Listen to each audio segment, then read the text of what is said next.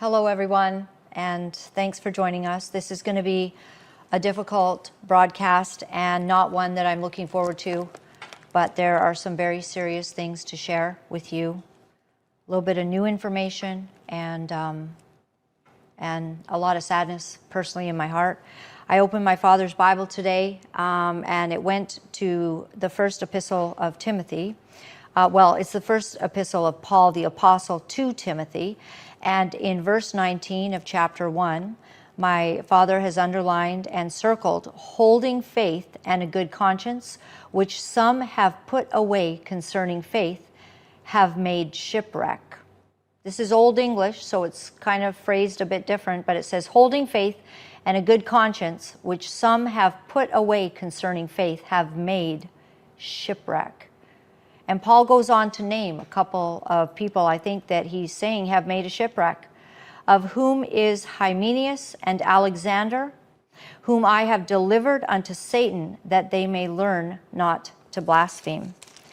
When I flip over the page, there is one more, and this is in 1 Timothy 5, verse 19 again.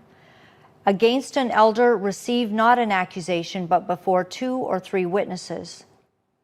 Them that sin rebuke before all, that others may also fear. Amen. All right. So many of you have seen some things have happened. First of all, there has been a Roy's report that has dropped, and we're going to be going over that. In light of that Roy's report coming out, Art Lucier was very aware that that was going to be happening. And so he did they have done a statement from Harvest Ministries, quickly installing Art Lucier back into the pulpit as of September 1st. And I'll read that statement later after we've gone over some of the things in the Roy's report. And in light of that, he also did a video that he presented to everyone. We'll do just a little bit of viewing of that. I also want to show you a text that he sent to the couple that is in the Roy's report. And they had obviously have had a difficult relationship for quite a while. This couple is claiming that Art Lucier befriended, called this married woman many, many times a day, sent hundreds of pictures, one of which is in a steamy shower, not any nudity, but nonetheless. And another picture is of his bare butt, and that is the picture that has become the focal point of the Roy's report. That picture was sent to this woman, and Art Lucier, in hearing that a story was coming out, and I want to say a very tremendous thanks to the whistleblowers, to the courageous victims and survivors of Art and Heather Lucier, of which there are many. I want to say thank you to all of you for your courage, because it's in seeing that there is no one to protect the sheep from the wolves, that the shepherds who flock together arm in arm, supporting those who have terrible behavior, to say the least. There comes a time when it takes courage and you must speak, and you have. And I appreciate that. So having said all that, Art sent this couple that is featured in the Roy's report, he sent them a text, and I'd like to show it to you right now. He said, "Good afternoon. Please show this to XXX as well. I have a couple of important questions for you." This was two days ago or so from Art Lucier. "Roy's report has serious misinformation telling them that you are talking with them. Is that true? Do they speak for you? If not, we will tell them it's someone else lying in your behalf. If not, they will be served a cease and desist, as they are lying and spreading misinformation in your name. If you are, do you actually believe that I was grooming you when I stated clearly I'd never be alone with you? I would just like to say absolutely categorically that this is a lie. And according to the Roy's report and to the witnesses who have come forward at great peril and with great courage, that you stating that you never wanted to be alone is a complete bald-faced lie. And I believe that the Oversight Committee, if put under oath and under a Bible to swear, would know that the truth has been told by this woman, and that you right here, this is lie number one. Is it true that you lied and told the OC, which is the Oversight Committee, that we were supposed to meet up at a hotel? This is also not true, and I'll most likely be serving legally whoever is lying about this. There is no mention of a hotel. The Oversight Committee was never told that by her, and that is not in the report. What you did say is, I don't want to meet somewhere public, like at the West Edmonton Mall. I want to meet privately. That's what you said. Why? If there's nothing to hide, why did you say that? Of course, you're going to deny everything at this point. And the public and those around you and those who so want to believe that you're telling the truth will have to examine if you are actually a liar and if anything you can say can be believed. And sadly, I don't believe any of it can. And we'll prove it today. I will be telling my side of the story to Canada at some point. Please tell me that you're not believing the lies of the witch, and so you've changed your story. The person that is involved in this report with the Roy's report, the couple, have never changed their story. It has been a consistent story since the time I've ever met them.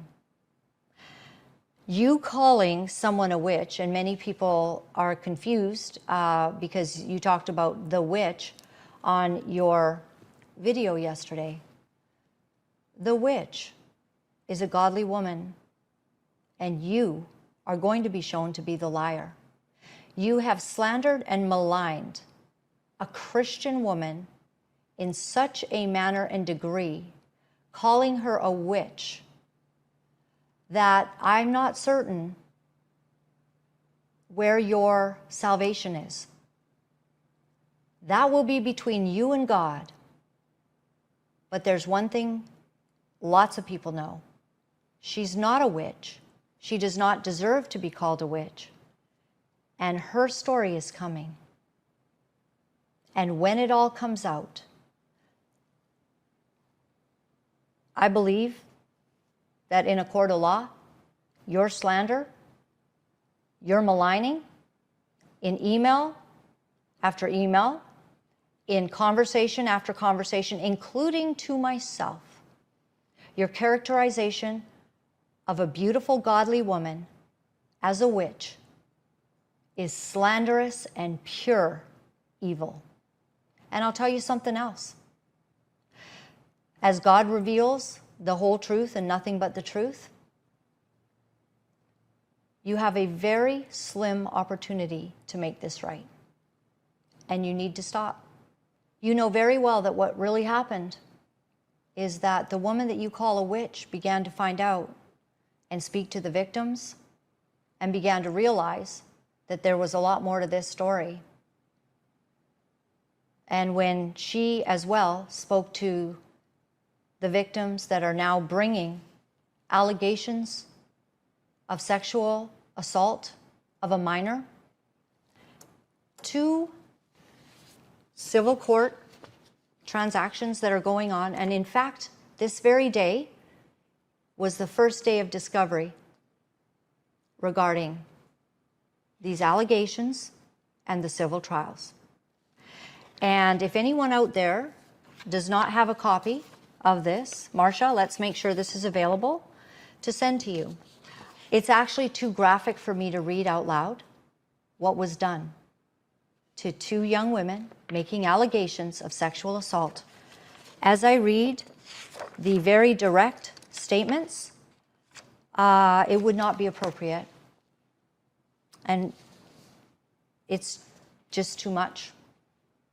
And so if anyone out there would like to see the Supreme Court of British Columbia Notice of Civil Claim, we'll be happy to send it to you. So what really happened with someone close that you put into your organization very quickly is that she began to see what was happening and who you were, because it is always evident. She also then spoke with these claimants, and she knew something's very wrong.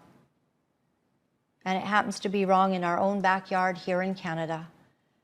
And as of September 1st, apparently a board of directors, in spite of a looming civil suit, 2 of them, in spite of hundreds of pictures of a sexually explicit nature, some memes, gross jokes, disgusting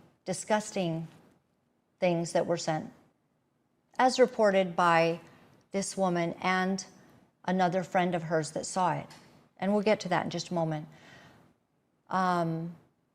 All of these things that were done, that was just right before you began this process of nastiness to a new person that you welcomed in, you sent other texts, and then you disregarded. And when she left, you shamed and blamed her. And she hasn't had a voice. And that's going to change. So the next thing that is said, after you say about the witch, you say, please tell me that our friendship is still salvageable. You haven't had a friendship for a long time. So you're saying to this woman, please tell me that our friendship is still salvageable, to this woman and her husband. I'm going to guess it's not. How ridiculous. And you told the Roy's report that this is an AI picture, that it's photoshopped. And the only thing photoshopped, and we'll be showing you what is photoshopped, is this much of your butt, so that the crack wasn't showing. That's what's photoshopped. And you've been running around in the last couple of days, Art Lucier, and telling people that that picture's photoshopped. Somebody did cover your butt.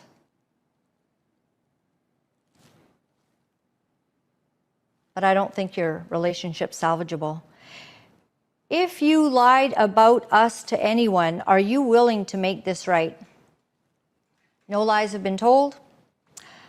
I'm will to meet you with XXX and others to make right anything we all need to. Let me know. If you're silent, I'll take that as a fact that you're taking and talking to Roy's report. No lies have been told. It's all out there. Lots of evidence too. So there's also another concern regarding a second bare butt picture. That picture was found by another pastor on Reddit. And it wasn't this picture that you'll be seeing in the Roy's report. That has been determined and well known by the Oversight Committee, who apparently, in consultation with the board and everyone, just feels that in spite of there being now 2 known bare butt pictures out there, that you should be reinstated September 1st. Yesterday, Art did a video proudly proclaiming that he would be back in the pulpit. He talked very nastily about myself. He spoke horrendously about Julie Royce and the Royce Report, which has done stellar work in exposing wolves. And I think that one of the reasons that the Lord is raising people who care and have a conscience to speak out is because those who have jurisdiction are cowards and are silent. Those who should be bringing the wolves to account for their dastardly deeds do not do it. And I'm sad to say that it is because no one would that the whistleblowers have had to come forward, because the truth needs to be known. And you know why it needs to be known? Because there's other potential victims. There's other people that will be hurt. A 30-year history of harming person after person after person does not all go away, even after multiple repentance moments. I'd like to read this article by the Rebecca Hopkins of the Royce Report. Canadian pastor Art Lucier caught with his pants down in selfie sent to volunteer. Just to give you a little context, the people that have had to come forward really loved Art Lucier and donated many, many dollars to help him and supported him. And this did not go well. So it's church to porn, a middle-aged man in front of a mirror taking a selfie of his naked butt while wearing a black sweatshirt emblazoned with the name of a major Canadian Christian ministry. Jane Doe, 60, a former volunteer for Battle for Canada, a revival ministry founded by Kelowna pastor Art Lucier, says the man with his pants down is Art Lucier himself. The selfie photo, which the volunteer says Lucier sent her in 2022, appears set in a mocha poly vinyl paneled bathroom of a private residence. A white enamel vessel sink is in the background. The man's genitals are not visible, but the entire left side of his face is. The selfie is the most current of the many abuse allegations made against the popular pastor since earlier this year. And actually, I believe that what happens is this does go into the other Royce report, whereby and in which many of the allegations were brought up and mentioned by those who have been harmed. In a brief phone call with the Royce report, Lucier acknowledged a photo that he sent as a prank I did on somebody, but that was photoshopped. He wouldn't comment on the specific selfie. So Art Lucier said the photo was photoshopped. Actually, the photo that the Royce report received was not photoshopped because nobody had removed the butt crack. So the only photos that get photoshopped in order to be able to present this story is the photos where we take out the butt crack because nobody wants to see it. And so Art is telling the Royce report, who received the original photo untouched, is saying it's photoshopped. Why would he be saying that?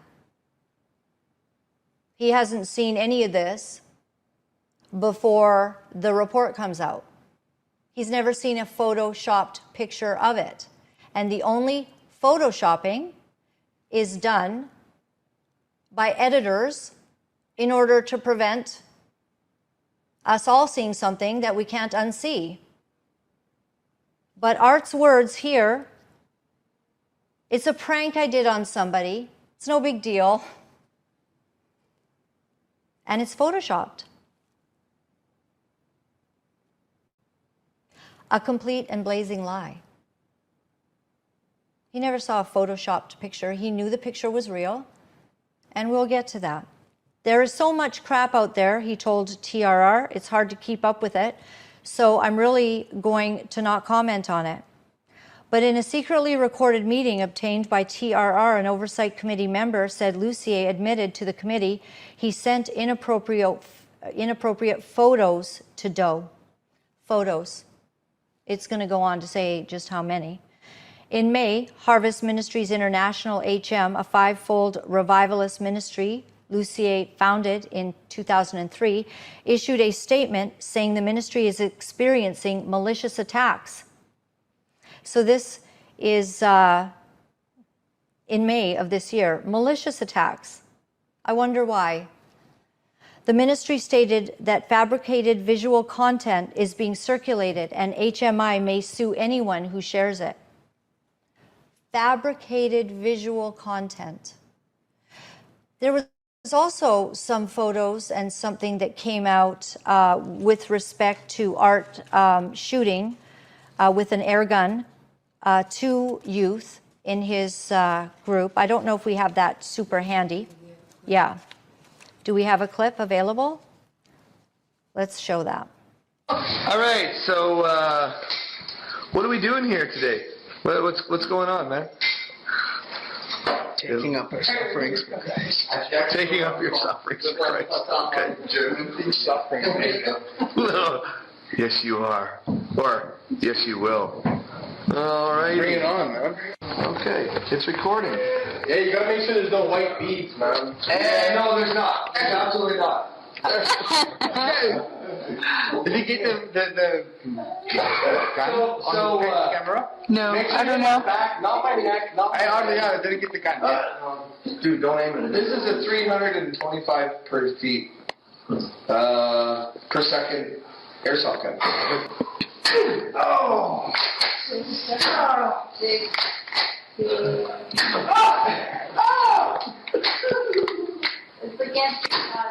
I think we're out here again. Okay, breather. Tingling, yeah. Hey guys, so what just happened? What just happened here? Dude, my back. That's what friggin' happened. So we are at 45 airsoft shots from a pistol grip shotgun, 325 feet per second. So the challenge goes out to take them. So part of this is exactly what Art Lucier has said, that was AI, that it was doctored up, this video. The only thing doctored in the videos were taking out the faces of the kids. That's the only thing that was doctored up. Returning now to the Roy's report, Lucier stepped down from active public ministry in April after a change.org petition of 600 names, I think it's more now, called for a third-party investigation of other allegations. The petition, which, yes, now has more than 1,000 signatures, alleges spiritual abuse, sexual abuse of young girls, and public shaming of whistleblowers. And we'll see how you do with that. Despite the allegations and the imminent publishing of this piece by TRR, announced late yesterday that they've reinstated Lucier to ministry at HMI beginning September 1. After further review, the HMI board, in consultation with the pastoral leadership of Kelowna Harvest Church and several trusted apostolic advisors and leaders, have reached a unanimous decision to invite Art Lucier to resume his leadership role, HMI stated. Aware that TRR was about to publish, Lucier took to the Facebook, going live on Wednesday evening with accusations against whistleblowers, journalists, and podcasters.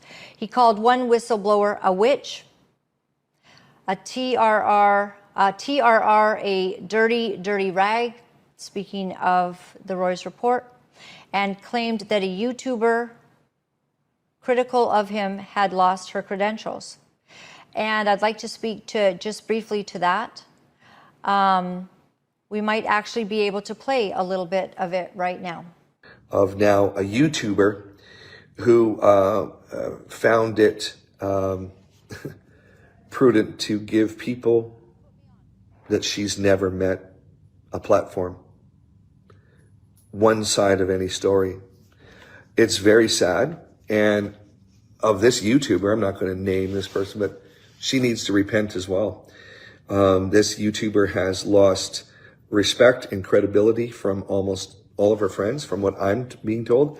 And she was bragging about it the other night. So this is not me gossiping, but this YouTuber had her credentials and her covering removed for nonstop going against Daystar, against me, and then against Sean Foyt.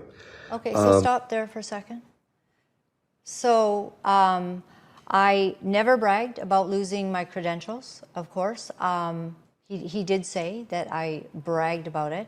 I was very clear that my credentials actually have been removed because I will not stop exposing wolves, pedophiles, sexual deviants, and those that do not behave in a Christian and godly manner and affect the people, because I care about the people. And so because I said that I'm going to have to speak out because I believe it's right, the independent assemblies of God have taken my credentials. Apparently, once you're in there, and I didn't know this, you're never allowed to speak against another minister. I have no idea how they could ever protect the sheep from wolves. And someone such as what we are dealing with right now, they are unprepared. And it's a mess. And because the church has not governed themselves, and they do not have the mechanisms by which predators, wolves, those who are literally getting taken to the Supreme Court of Canada in civil charges, have multiple allegations of kissing girls. We'll show you a few clips. People who saw it. They can send their bare butt all over God's green earth. And you know what? It's under the blood, apparently. Giving them more access to vulnerable people. And because I will not bow to that, my credentials were removed. I answer to God. Let's play his clip. And just using one-sided gossip, this YouTuber's covering, the one who she held her credentials with, tried to correct her. She said no, and they removed her credentials. And this YouTuber was bragging about it. Bragging. As I said, never once bragged about it, simply told the truth. And that's exactly what happened. And I am not making any apologies for it. Let's continue. Bragging that you're not going to listen to reason or to those over you. This is very sad. There are those that are over Art Lucier. And Wes and Stacey Campbell, I think we have a video, JT, where they are praying over them. They have been overseers over Art Lucier, and they have asked him to step down. Patricia King has said you should step down. Pastor Renee McIntyre has said that they should step down for a season. Till this is dealt with, you're in court. Now you got your butt across North America, and you think it's all okay. And the board's just going to reinstate you. Multiple allegations that the Oversight Committee never addressed. Many of those people never got one call from them. So Art Lucier is accountable to, I guess, just his board. His board of pansy, cowardly, pathetic people. If it's okay that a man can be given a platform after all of this, and there's stuff that probably you're not ever going to hear about because it's under the blood and it happened many years ago, but it's predatory behavior, and Art and Heather know about it. The Oversight Committee knows about it. The Board of Directors knows about it, but you don't. And so all of these years, right up until these butt pictures and who knows what else. We just let it go. So Art Lucier saying that he's not accountable is like the pot calling the kettle black. So I've been asked to step down because I won't stop exposing wolves. It's so crazy. You've been asked to step down because of your predatory behavior. You have allegations of sexual misconduct to minors, and you've been asked to step down. And what are you doing? Nothing. You've named quite a few people who you throw in. Oh, you've thrown in Cindy Jacobs and these different ones that you feel are important to you, who you think are part of the group that honor you. Nolan Clark, we'll get to that in a bit. All right, keep going. Critics think that they're okay in listening to one side of a story or gossip or sharing gossip, right or wrong, about situations or ministers. And they think that because they're talking about someone's sins, that the dissension and the gossip and the division, which God hates, that they think they're going to get a free pass. This is the shakedown in the end of the age of those who will love their brother and not get into that. Now, I get it. If you're on a board and you're over top of, say Sean Foyt, who was recently, a target. If you're over Sean Foyt, you have to look into things. And unfortunately, you do have to sometimes blow the trumpet, and you have to correct him. So this is so interesting. He's come after me because of Sean Foyt. He's now kind of talking about the board that's overseeing Sean Foyt, and he's literally admitting you do kind of have to correct him. What's happened with Sean Foyt? Well, he has been called up on his abuse of the people that he works for. He doesn't pay them. He has enriched himself with multi-millions of dollars of homes and in his ministry while constantly asking for more money. He has financial complete lack of transparency. The Ministry Watch organization in the United States has literally put him on a list of do not donate. He then gaslights the LGBTQ crowd and gets them all upset so that they will show up at all of his events. And if I could say anything to the LGBTQ crowd, it's like, don't give him this much, because he enjoys it. You show up, you make a stink, he gets lots of media, he gets lots of money for it. And then he sneaks that money back over the border in the suitcases of his employees. When he comes into the country, in times past, I heard he's now bragging about how he's paying the dues at the border, because that's not what he did before. He told everybody to tell the border guards that we are here on vacation. And hide all the loot in all of your bags. Don't pay the rightful dues. Don't render unto Caesar what is Caesar's. And worst of all, the most damning thing that people say about Sean Foyt is that he's such a liar. Person after person has said that. I have a major podcaster now saying that he will come on the show to talk about it, but I'm sort of done with Sean Foyt for now. And he's saying he worked with him and he has the stories, and the guy is just a prolific liar. And I did bring it to attention, and I got attacked by a lot of people. Some of you might be watching this right now, and you couldn't understand why I was saying something's wrong with Sean Foyt. Well, Sean Foyt and Art Lucier are good friends. And they cover for one another. And this is how the pack runs. The pack of wolves finds the people that they can run with, and there's no accountability in the kingdom. And ultimately, someone gets hurt. And 3 years ago, it was the couple that has gone to the Royce report that's been hurt by Art's predatory behavior. Bad behavior. And he's going to make it. He's going to put out a post probably pretty quickly. And he's going to say, I learned my lesson. I shouldn't have done a selfie. What a bad prank. It's photoshopped anyways, but I shouldn't have done it. Oh, bad boy.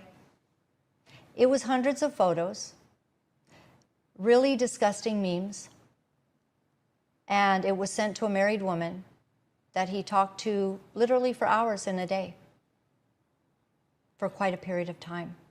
So much so that a friend who was watching this said to the woman, you know, I can't believe this is Art Lucier. And it became a source of contention. And this is what happens. You see, when people have a ministry and they have all of this, you're kind of taken off guard by predatory behavior. And so more people can get hurt. Art's got at least 10 good years, 10 bad ones left of his mental and emotional health, at least. How many people can be hurt in that time? Just put them back in. And these men, Mark Brisbois, Barry Miracle, Steve Holmstrom, who apparently, you know, Art will divulge here that Steve said that I think he's saying me, I don't know, because Art never says what I lied about. He just says, oh yeah, and Steve Holmstrom saying, now they're lying about us. Oh, just because they don't believe in our prosperity gospel message, you know, and they're nonstop believing in William Branham. Please watch the truth about William Branham. And because I don't support that, but now somehow there's been lies told. Art, he just throws it out. He just throws it out. They don't say what Steve Holmstrom thinks. Steve Holmstrom can send me a text and go, why are you lying about such and such? Send it, Steve. No lies. No lies have been told. The truth is coming out. And the real lies are here. And it's right there. Telling the Roy's report that this is a Photoshop picture. They had the original picture. They had to endure the difficulty of looking at the crack. They had the picture. What Photoshop is he talking about? Thank God somebody Photoshopped it a little so we didn't have to see anything more than we're already subject to. That's the reality of this. Let's go back to Art speaking then. You're not going to blow the trumpet, though, on YouTube and do podcasts and send out this information through rags, these critic columns. It's just like, anyway, let me go on. Let me go on. I stepped Please don't, back actually, because of all of this controversy. I think it's almost enough. So in this hideous video, maybe you can just play it quietly. I don't know if you can, but I don't know that I want to address much more. He called a good person a witch. He's slandering me all over the place, saying I'm a liar.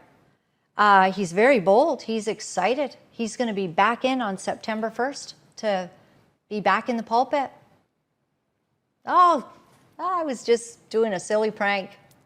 Now I'm just getting a reminder here from my producer that one of the things that Art did say, and I want to address, is that I had made some sort of prophetic statement that the firewall would fall by July 1st. And I just want to say categorically that I did not say that to my memory. And I will actually give $1,000 cash to the first person that comes forward that shows that I prophesied that the firewall would fall. I actually feel so terrible for those precious people who pray night and day for others. And of course, Art has turned it over because the firewall brings in a lot of money. And so now that money is going into Steve Holmstrom's ministry. And this is the guy who called me sewer water. And he calls the Roy's report the same thing, just as Art does. Slanderers and maligners. Now, who are they accredited with? So when they call another minister of the gospel, which is me, these names, is their accreditation group, is it okay? Are you allowed to slander other people in their group? You know? Wow. I don't know what I did. I got the wrong one, I guess. I don't know why I don't get to. They get to slander all over the place, call people witches, you know, toilet water, you know, nasty YouTubers, just lying. That's a Photoshop picture. And you still have credentials, I guess. Who are you accredited with? Wow. Let's find out. All right. So anything else you think I should address from that little nonsense there? I don't think so. Most of what he says, complete rubbish, but just the arrogance for which he goes through everything. Unbelievable. All right, I'm going to go back to the Roy's report then and continue reading there. And, all right. Canadian journalist Laura-Lynn Thompson, a former member of Lucier's church and now a whistleblower, told TRR the Independent Assemblies of God in Canada withdrew her ministry credentials because she refused to stop reporting on ministry's wrongdoing. See, that's the truth. That's what happened. Lucier said people shouldn't listen to gossip, which he likened to toilet water. But Doe called Lucier's Facebook Live damage control, saying he's intentionally trying to get ahead of TRR's reporting on Doe's allegations. Y'all were. You knew it was coming. Doe told TRR Lucier sent her hundreds of photos and memes, many of which were, listen to this, everyone, crude jokes about women's private parts and a handful that were suggestive selfies. That's what he sent a married woman. Crude jokes about women's private parts and a handful that were suggestive selfies. Doe also said Lucier groomed her with long daily phone calls and an invitation to meet alone, which she declined. She and her husband told TRR they made several attempts to report the matter to Lucier's oversight committee starting a year ago. And all of this is known by the committee. The committee that has put in 1,000 hours and has a huge report that nobody's seen and will never see. 1,000 hours. 1,000 hours of a lot of donuts and coffee shop talk. Because as the recording that will be shown and aired will show, they got nothing. They talked to Salem, they talked to Ruthie, I don't know who else they talked to. Because when I talked to the girls that are now bringing the allegations, they said, no one's called us. No one asked. And there's going to be an explanation for why it's a little bit difficult to get to them. And I'll tell you why, is because they were protected. The way in which you're able to get the truth is that you come from a heart of love that you are hearing. And that's the point when you are trauma-informed enough to be trusted with a huge story. And so that's how that went down. They have tried to maintain some privacy. TRR has a policy of not identifying victims of sexual harassment or abuse. Colleen Handcar, co-founder of Lucier's Canadian Firewall Prayer Ministry, and Lois Popplestone, a former Canadian Firewall leader, both confirmed Doe's identity. So there's confirmation these are real people. Past allegations, Lucier has been pastor of Kelowna Harvest Church in Kelowna, Lakeside Town in British Columbia's scenic Okanagan Valley since 2018. Previously, he pastored Kitimat Harvest Church, 800 miles to the west in the coastal town of Kitimat. Lucier is also still listed as HMI's, Harvest Ministries International's apostolic overseer. Though his fellow Canadian revivalists and friends Wes and Stacey Campbell, Lucier is connected with prophetic networks in the United States. Oh, through his fellow Canadian revivalists. This is the same Wes and Stacey Campbell that have now asked him to step down. Lucier is being sued in Canadian civil court by two women who allege Lucier began sexually abusing them as children in 2001. When they were foster children, ages 11 and 14, The suit states Lucier was pastoring in Kitimat and the abuse continued until 2016. The suit also alleges HMI was complicit in enabling Lucier, which the ministry's board has denied. Ruth Hurd, another former member of Kitimat Harvest Church, previously told TRR that Lucier kissed her on the lips in 2008 when she was 18. He was in his 40s. Numerous people that I've interviewed on the show saw directly that Art Lucier kissed multiple girls during the time that he was a pastor and overseer in Kitimat. Here's one of the testimonies. There was things that I did see specifically that then seemed more normalized, and now I look and go, oh my goodness, because I did personally see Art kiss 2 of the teenage girls on multiple occasions. I actually thought... How was that kiss? Where did he kiss them? So I had seen him kiss them multiple times, once in the church building. I think it was probably at a youth event, because it sounds like a lot of the adults didn't know that was happening, or I don't know. I seen it multiple times. So it was kind of a shocker to me when this all started coming out that so many people are acting like they hadn't seen it. I personally can attest that I seen that multiple times, where there was 2 young girls I'm not going to name publicly right now that I seen him kiss on the lips. He would be called daddy. He would wrap his arm around their back and kiss them. And I now look back and think like, ooh, that is appalling behavior for a pastor. Earlier this year, Lucier admitted to past sins against his wife and others, but blamed the timing of the exposure of the sins on Satan. Oversight Committee member Mark Brisbois stated in May that Lucier made mistakes when he was a younger leader and not as mature. Mark Brisbois has known exactly about all of these allegations that are in front of us. Mark Brisbois has he has certain leanings that there should be restoration of anyone. It doesn't matter that there is now a court case going on in which I was the one who brought forward to them, and that will all come out in due course. I brought forward to them that there was 2 girls that I had spoken to personally, and Mark Brisbois, very, very aware of everything. Multiple women sexually assaulted. Multiple. Mark Brisbois is aware. There are names that will not be brought forward because it's under the blood. In spite of all of this, in spite of the behavior of 2.5 to 3 years ago,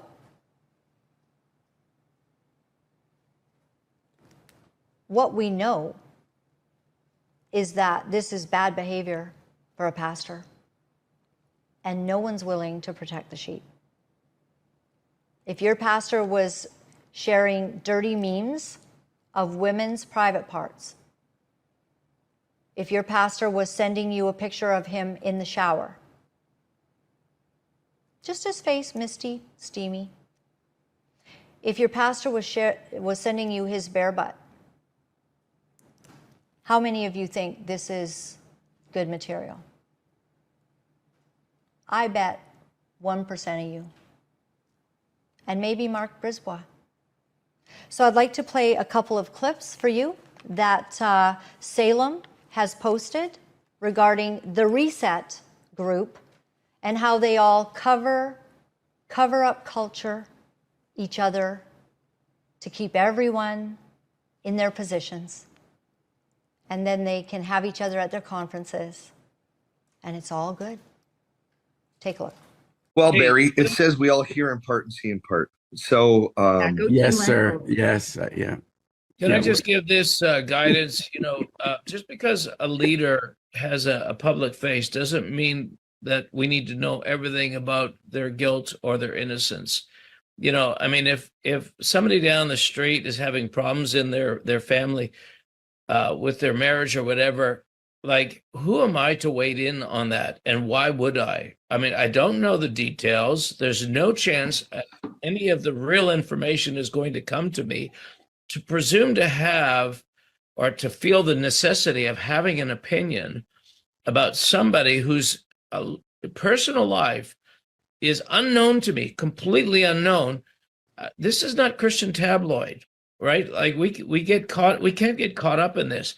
Pray for them. Stop trying to get the scuttlebutt. It's not necessary for you to know. You don't need to know, and it's not your business. And so, and people say, well, yeah, well, what if they're in sin? Well, listen, when you follow a ministry or receive from a ministry, you receive not because they're pre-approved, but because what they're saying gives you life.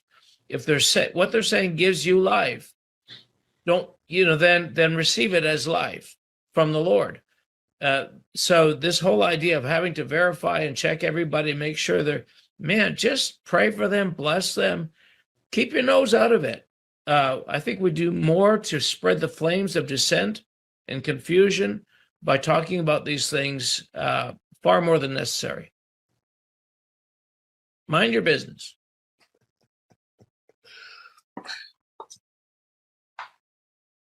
Good word, Mark. Thank you, sir. Just there is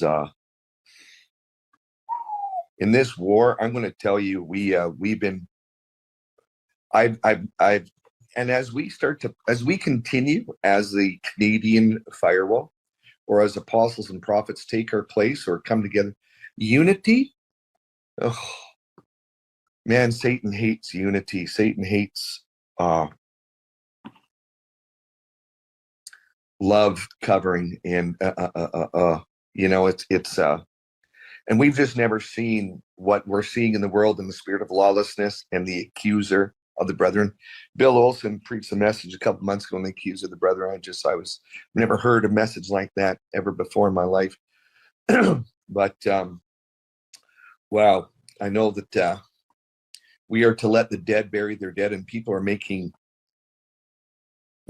judgments about what they don't know, and they're sowing either mercy or judgment. Let's be on the side of sowing mercy, not judgment. And if there's someone that's above me, like I've had a spiritual father say, and there's some issues, I'm a son. I'm not going to. He's got big people in his life. He's got God. He's got elders around him and stuff, apostles, and I'm just a son.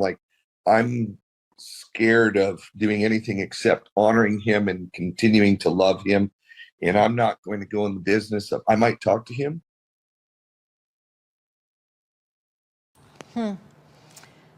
It's none of your business. If there's no criminal investigation, if there's no legal work that comes forward, but you know it's true, what are you going to do? And maybe you don't have to answer me right now, and that's fair, Mark. But if Wendy gets this information, it's not just about what they do. It's about what y'all do. I totally get that, Laura-Lynn. And it's a difficult question. Yes. Because how many rapists are in the kingdom of God? How many? Not as pastors. How many pedophiles? Well, how many murderers? Paul is a murderer. Should they be? There should be no there should not even be a hint of sexual immorality amongst you. The office of a pastor should be in the highest form. This should be protected by all of us. That this office is. Yeah. Understand what you're saying, Okay. How powerful is the blood of Jesus to erase our This sins? isn't about getting to heaven or salvation. I'm talking about influence in the kingdom today. Like, this is a big question for us. Well, you're probably talking about Todd Bentley as well. I mean, I'm sorry. No, I'm not talking about Todd Bentley. I'm not talking about anybody. Actually, the Word of God says to know them that labor among you. And if there is even a hint of sexual immorality, that it should have no part of being among you. And I believe that Mark Brisbois has led this down a terrible path that all of them cover for one another. And if you can go back to that picture, JT, this fellow that is basically right in the middle here of this video podcast here, this fellow is Dean Briggs.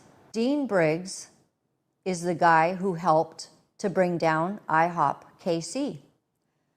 And in this situation, with allegations of 2 young women against Art Lucier, he's nowhere to be found. I did hear that he was receiving funds from Art Lucier as, you know, ministry dollars. I have asked him about it, and he has not replied and not said a word. But in this situation, he's just a nothing burger.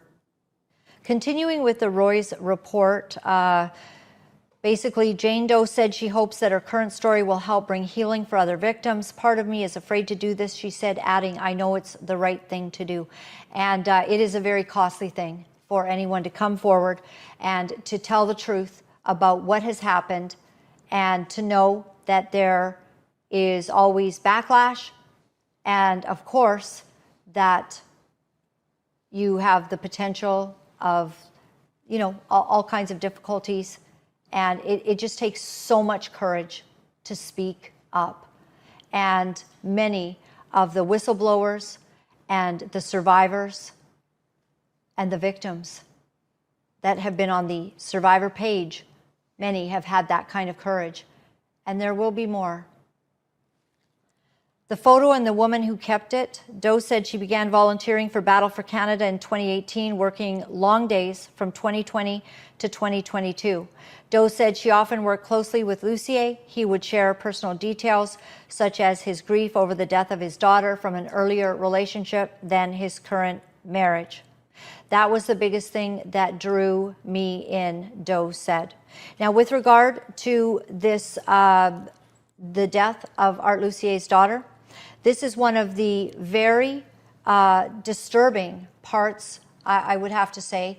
And I think if we could throw to a little bit of podcaster Ohio for Freedom, covering Art Lucier's own discussions online worldwide about the fact that his daughter had died. And he said that 2 prophetic words came to him, one from Nolan Clark and one from Patricia Bootsma, that said the same thing on the same day, that his daughter had died an Ananias and Sapphira death. And my friend Everett Gagnon, he unpacked this in a way that I think is, he says it well. Take a look. Back when his daughter left his church, and I watched the interview with Salem and with Laura-Lynn, and it sounds like he immediately, so wait, let me back up. Let me stop. She unfortunately passed away 7 weeks to the day after they were married. And she had had her different bouts with lupus. Even earlier in the same year, she'd been hospitalized, but things were looking up and they were very, very happy. And the future looked very, very bright. Unfortunately and tragically, the disease took her life. But Art, it seems, if I've got my storyline correct, and I'm like 99% sure I'm right on this point, I know for a fact that Art says that like the next day she was sick, if not even the night of her wedding, and that's a lie. That's a lie.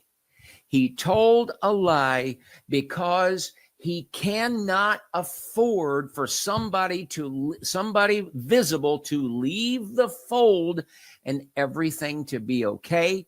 And in fact, as sick as this sounds, if she was going to leave, the best thing in the world for a false prophet is for her to pass away, because then he can tell his story. And so what he's about to do now is on the strength of, he's got a track record. Somebody left my fold because they didn't recognize me and discern me as a prophet. And I have that track record now from that status of you die if you leave posture. He's going to try to project that on the entire nation of Canada. This is what's going on. Gosh, the darkness is using this to come and to steal freedom and to cause lockdown, so on and so forth. Later that year, the Lord gave me a dream in December of 2020, and my dream was churches of Canada. I said it in my dream, I said it to all the pastors, we must open up the churches. We must stand in unity. That word was rejected. Oh, there's been so many words rejected. Faith from Faithine, from very ones, from different ones, from myself. You don't have to like me or like my mullet or like anything about me.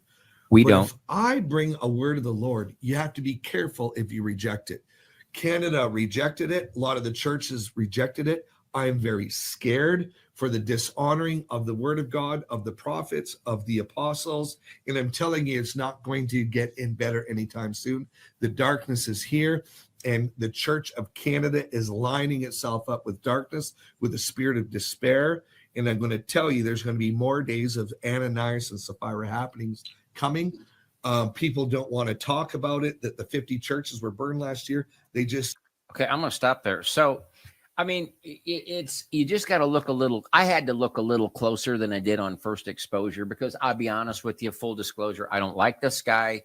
I think the mullet is ridiculous. I think he's ridiculous, but I got to look past that. Look at what he's doing and what he's saying. He's building a case that my daughter left me, and I'm like Ezekiel. I basically am Ezekiel because Ezekiel's wife died and he didn't cry.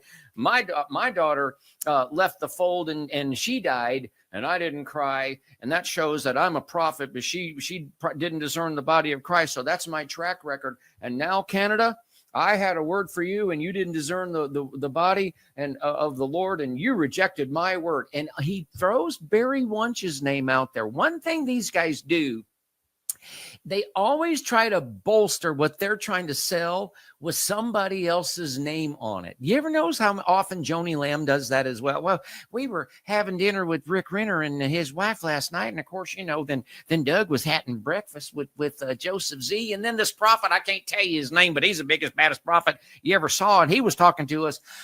So he's doing all of this, but he's trying to scare the entire nation of Canada. You can't reject me. I'm important. I'm apostle. I'm a prophet. And the proof of it is my daughter died. This spirit took her away what she loved worship.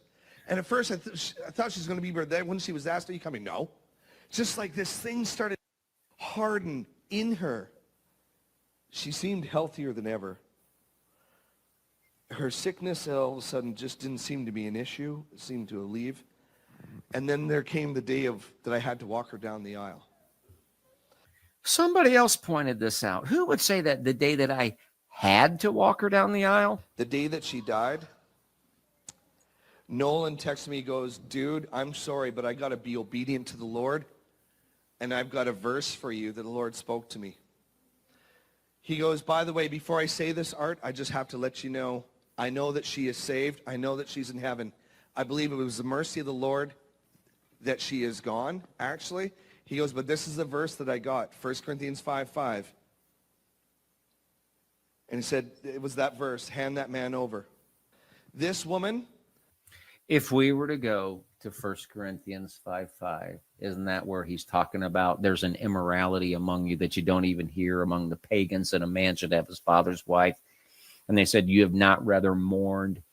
And he said, I'm telling you to turn this person over to Satan for the destruction of the flesh so that the spirit can be saved in the day of the Lord. You're saying that about your daughter because she left your cult, Art. That's what you're doing. And let me just get this out of the way. If you saw Laura-Lynn Tyler Thompson's interview with Joe last night, and he talked about when they went to see Todd Bentley and seemed to have a profound impact on Art Lucier's life.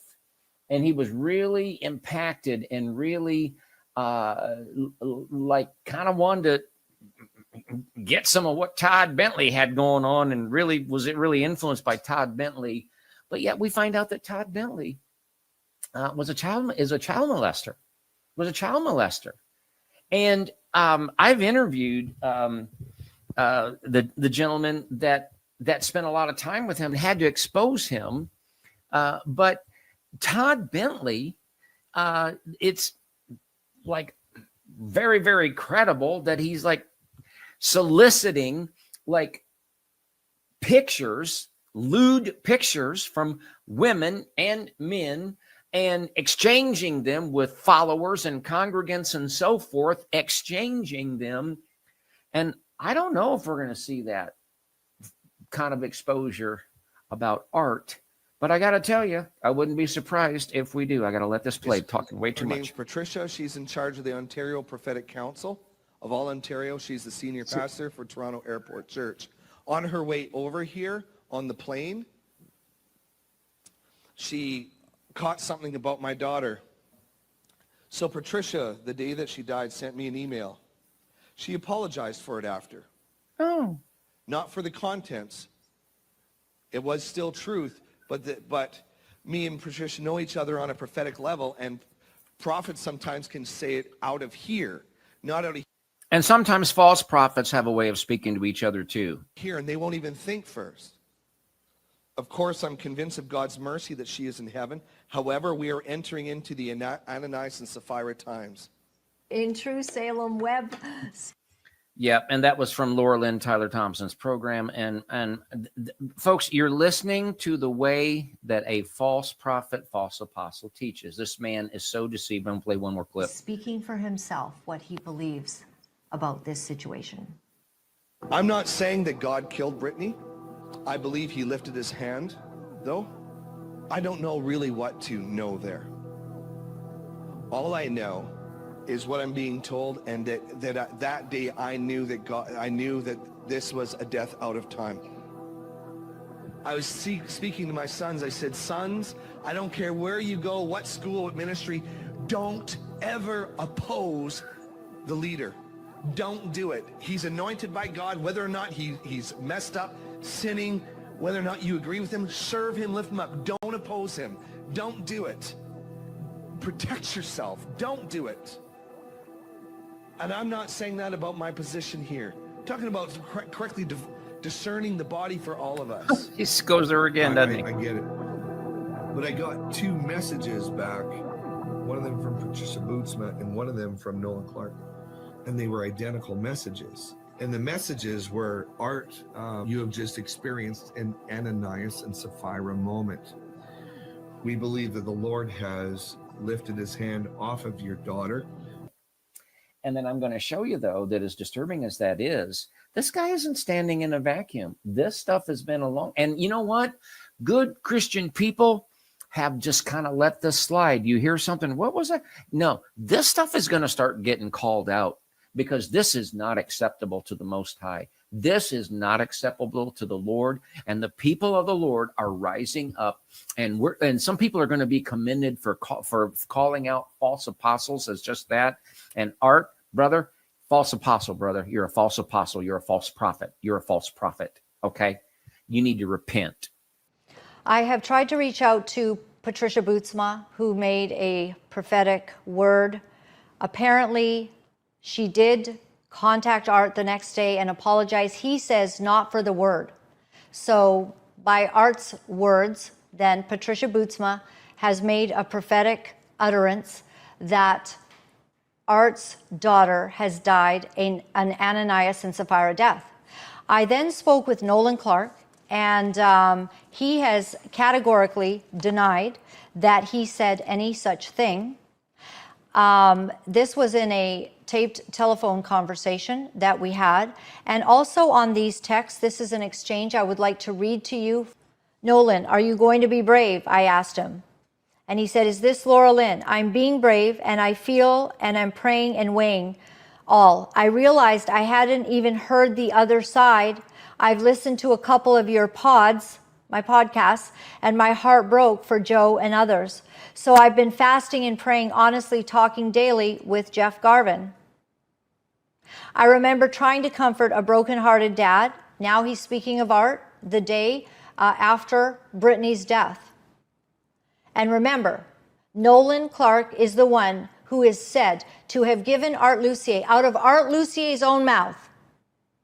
Art Lucier said he had a prophetic word from Nolan that your daughter she's in heaven, but she's died an Ananias and Sapphira death. I remember trying to comfort a brokenhearted dad without blaming like Job's friends or David when he lost a child. I certainly don't like how it's being used to represent me, and I had honestly never seen clips of Art talking about it until I saw it on your show. So Nolan Clark had never seen Art Lucier basically saying, I got a prophetic word from Nolan Clark and Patricia Bootsma that my daughter died an Ananias and Sapphira death, which, just so y'all know, is ridiculous. She changed churches. Let's go. But I'm honestly weeping. This is Nolan's part. Praying on my face, hearing from others who were hurt in different ways, as I want to see what his investigation says, as I heard was supposed to be Thursday. I think he's talking about the oversight committee kept saying that they're like producing stuff, 1,000 hours talking to two people basically. And they have a report that we'd love to see. Don't bank on it, because they didn't talk to any of the people that I'd spoken to. They didn't investigate. They never talked to Jane 1 and Jane Doe of the victims, bringing a civil suit now in the Canadian court. This oversight committee, I don't know what they did for 1,000 hours, but I'm assuming they got paid by the church to do it. Beyond that, I'm on my face, Nolan Clark says, waiting and seeking and asking advice from people like Jeff, praying for all, trying to stand, cruciform, and even hear hard stories. He only talked to me, now he's speaking about Art Lucier. He only talked to me briefly and said the reason he hasn't is that he was advised to say nothing until investigation was through. And this is where Nolan is saying that Art had only said he's not allowed to speak to anyone. He was advised to say nothing until the investigation was completed, and that, I believe, was Mark Brisbois' advice. I'm heartbroken at all I've heard and how no one really seemed to sit with all these who had stories. Nolan Clark understood that the witnesses, the victims, have not been heard. I called Art and told him all that he needs to go own all and sit with all with someone else if needed, but own all that's true. If there's something you feel isn't fair, at least you've sat with all, wept with all, and you've owned all. He's saying, go and sit with all of these victims. Good advice, Nolan. I told Art that. If you feel not all is true, own all that is, and then respond. Grace is with truth. None of that was ever done. Art did not go repent to these victims. The ones that we have had on the show have not had a call from Art Lucier repenting for how he's hurt them. None of them. Multiple broadcasts that I've shared. So when Art Lucier talks about repentance, the scope of it is not anywhere near the harm that he's caused. I remember wanting to comfort him that she was in heaven, even if she was prematurely taken by God or the devil or disease, that like Job who lost his kids, or David who lost his child, or even if it was like in Corinth where some were weak and had died, they were with the Lord. I certainly did not want to speak any type of curse over Brittany or speak any judgment over her life or anyone's life, especially not someone's daughter. So Nolan is saying he did not say that she died an Ananias and Sapphira death. It gets clearer. Let's keep going. I thought was the day he died, and he told me about their breakdown and the issues around the marriage vows or giving her away. And after he gave her over to God, that she died shortly after. And this has been Art's, what he has said is that Brittany renounced him in the wedding vows. None of that's true. She said to Salem, I'll protect you from the zombies. Art told me personally that she was saying that Art and Heather were zombies. And Salem said no, she liked a zombie series. And she said, in love and jest, I'll protect you from the zombies. That was the vows. I looked for any copy of text or email because I don't want to misrepresent anyone, including me. But all I have is a memory of one phone call over 10 years ago. I remember wanting to comfort him and that she was in heaven. I said to him, this is now me typing to Nolan, Art is talking about you and how you sent him a scripture and you knew that Brittany is with the Lord, but you just had to tell him. I will definitely respond to that story. I can only represent me. I don't know what Patricia said or what Art believed. What I remember from 11 years ago was talking to him on the phone. I thought was the day she died, and he told me about their breakdown. The convo, I remember he was broken about her, though maybe he did play that, though that's horrible to think. I admit, I hated how the clip sounded, almost cold. Now he's talking about Art Lucier, presenting it before people, that Art Lucier sounded almost cold, talking about it, but I was broken thinking if that was my daughter. But I will respond to the best of my memory and integrity for my heart. That's all I can represent. I'm heartbroken, honestly, even horrified. I'm heartbroken and honestly even horrified by some that I've heard. So I'm praying, seeking, and I'm going to listen to more. He was going to listen to this podcast that was being said. Art was saying that he said his daughter died an Ananias and Sapphira death. Talk to someone else who was there in that time that I trust, I think, to be honest, and I will respond. I won't hide from anything. Thanks for communicating with me, and thanks for the kindness to Joe. That was beautiful. So I am telling you that he's become part of the story, and Art has used Nolan. He's a fraud. I'm sorry. That's so sad if true. I hope not, but I've definitely seen some shadows. I will respond now that as I want to represent my own heart, I believe I even owe it to Brittany's heart to express mine that does honor her. To me, it was a tragedy. I couldn't imagine as he lost his daughter and Salem, a wife. My focus was on whatever the tragedy they are with God. I want to answer not so much for my name, but I do not want to dishonor any in life or death.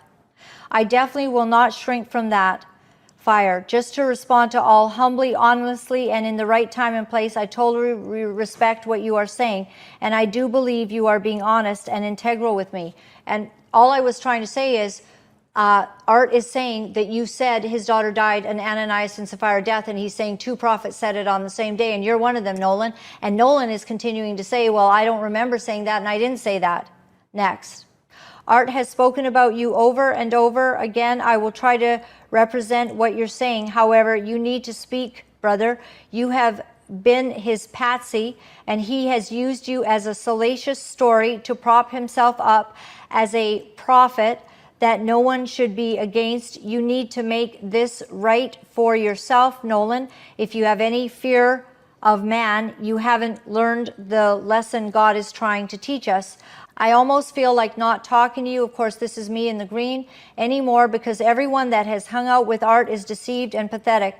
I'm being called sewer water by Steve Holmstrom on the Reset. And whilst everyone's defending Art and the real people are going to begin putting this out, and pretty soon he will be in a huge lawsuit trying to keep his butt out of jail for molesting numerous girls, and you're going to go down as the guy that told him his daughter was killed by God. So I basically said to him, everyone has no choice but to believe Art. Obviously, you and Patricia gave him identical words according to Art. Wow, that's crazy. I definitely have never believed that and never would. He did not say that. Next. I definitely watch. I don't have any word. I literally looked, and I will respond honestly with integrity, the best of my memory, our discussion, and that is sick if I'm being used and misrepresented. I'm going to continue now with the Roy's report. And, okay. The long conversations, we're back to what took place between Art Lucier and Jane Doe. The long conversations were 2 to 3 times a day, using an app where his messages would disappear shortly after he sent them. This was Art's suggestion, to get on this app that helps the messages to disappear quickly. They ranged from pictures of himself in a steamy shower to crude memes of women's private parts. This was not just, I guess I won't do a butt selfie as a prank anymore. This is much more than that. One of those photos was the pants down selfie. She can't remember now why, but Doe said that she made a screenshot of it on December 6, 2022, and filed it away. When he sent sexualized memes, at times he would ask, "Is it too much?" She told TRR. Doe told TRR it was too much, but she went along, rationalizing that she was Lucier's buddy. She said their relationship never became physical. In early 2022, Doe said Lucier encouraged her to meet him privately while he was traveling. She declined. He continued to call her and send her messages, but by that summer, he began harshly criticizing her work while not clarifying her duties. That's when it became evident I was no longer his favorite, she said. Also in 2022, Doe began confiding in Colleen Handcar, founder of the Canadian Firewall, about Lucier's behavior. Handcar told TRR, Handcar said Doe would describe Lucier's phone calls and texts, which Doe did not perceive as grooming. So what she's saying is, she didn't see it as grooming at the time. She just thought that it was, a relationship that had just blossomed into something she didn't think was right, and she knew it. There was a period of real denial, Handcar said. We've had Colleen Handcar on the show, and Colleen is admitting here that Jane Doe of this story was just not seeing that when someone calls a married woman or a single woman, and you have numerous calls per day, many very lengthy, you send steamy shower shots and memes of crude and sexualized pictures, this is more than just buddy-buddy, and that it wasn't appropriate to be coming from a pastor. And that denial is what Handcar is saying that she saw. And of course, you know that Colleen Handcar was removed from the firewall and swiftly replaced with someone else. That will become more evident. Bonnie, a friend who lived with Doe and her husband that year, said Doe would share some of Lucier's inappropriate memes and jokes about women with her. She also noted that Lucier was making many calls to Doe each day and the long hours that they talked. So Bonnie is a personal witness to Art Lucier's behavior. Long calls. She saw the memes. She has brought testimony of such. Bonnie said Lucier's treatment changed Doe, a devoted Christian, faithful volunteer and kind friend, into a very secretive person. When Bonnie expressed her disapproval, the two women disagreed to such a level that Bonnie decided to move out. This became a real bone of contention, and Bonnie could see that there was a deception and a web that was forming. And just like with Mike Bickle and Dr. Michael Brown, when they have these ministries, when they have these personalities that are bigger than life, and anyone who knows Art Lucier would certainly say that about him, when there is this aspect to their power and their, sort of suave ways, you feel sort of, many women would describe that you're kind of flattered because they're paying attention to you. And this was the position that Jane Doe found herself in, and Bonnie was upset about it. It was 2 years before we started talking again, Bonnie said. TRR is withholding Bonnie's last name just for privacy. The sexual abuse allegations involving Mike Bickle, founder of the International House of Prayer, were made public in the fall of 2023. Handkar said she pointed out the similarities in that story of adult clergy sexual abuse to Doe. Experts define adult clergy sexual abuse as a spiritual leader abusing his position to engage in sexual misconduct. By then, leadership changes in Battle for Canada eliminated Doe's volunteer position. And this is one of their many posters. Sometime in 2023, Doe came across the forgotten photo of Lucier's rear end on an old tablet. It was the only photo of his she'd kept. She decided not to delete it. What went through my mind at that time, I wonder if he's doing this to other women, she told TRR. I thought this might come in handy to help somebody someday. In 2024, she realized the gravity of Lucier's sending her the photo. I finally sat back and thought, what if my husband was doing this, she said. She showed it to her husband, who, having trusted Lucier, was outraged. TRR ran the photo through SiteEngine.com, which examines photos for indicators of artificial intelligence-generated content. SiteEngine stated that the photo was not likely to be deepfake, with only 1% chance of being created by AI. TRR also ran the photo through the website Fake Image Detector, which analyzes a photo's error level analysis to see if someone has photoshopped or manipulated the photo. The results showed no manipulation. Oversight Committee excuses the photo. By the summer of 2024, Doe said she was trying to come out of the fog of what had happened with her and Lucier. Her husband thought they should find a way to report Lucier's behavior. She said she contacted Casey Brost, a member of Lucier's oversight committee, to tell him that she'd been struggling. Doe and her husband met with Brost and showed him the photo. He was furious, Doe said. He wanted to take art off the platform. But Brost later changed his tune, she said, telling her the photo wasn't enough evidence of misconduct and that she should move on. This was, to be clear, only after talking with Mark Brisbois. Casey Brost had the right end of the stick. He was furious. He was very upset about it. He talked to Mark Brisbois, and after that discussion, it's under the blood. You know, nobody needs to know. It's not your business. Not your business what leaders are doing. That approach was clear in March 2025 during a meeting between Lucier's Oversight Committee, two pastors and podcaster Laura-Lynn Thompson, who asked about the photo. TRR has obtained audio of that meeting and has posted it on YouTube. I will now play a brief clip for you.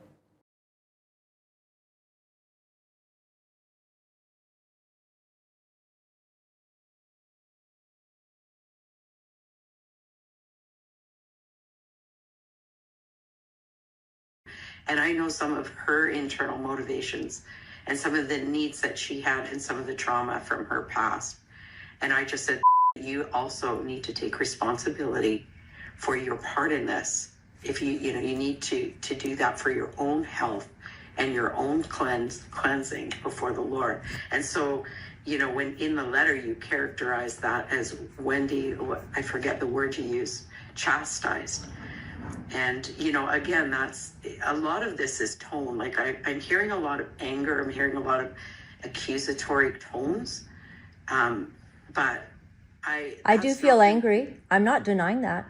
I'm angry that my pastor has done this. I'm angry about what I'm hearing. I'm not denying it. Be angry and sin not. I'm not sinning. I'm allowed to be angry.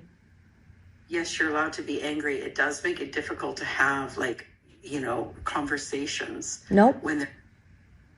I would disagree. I would disagree with that because I found it hard to listen to the back and forth today because of some of the tone and you know, the defense. I apologize for my tone, Wendy. This has been pretty rough. Y'all came on, you wanted to Mark, you know, to begin with. This was going to be about me and my right to speak into this. So I came on very defensive. Let's get past that. I'll try to get better tone. But I'd like to know from Wendy, you and Casey, do you believe when she says that Art invited her to meet privately? There was specific speech about that he did not want to be seen by anyone and they wanted to go to a private place. And she knew what that was about, and that an emotional affair leading to something more was at play, because that is testimony. And so when I am not, I'm seeing you all characterize this as a butt picture, a jest. Oh, and Mark just described something that was not it at all.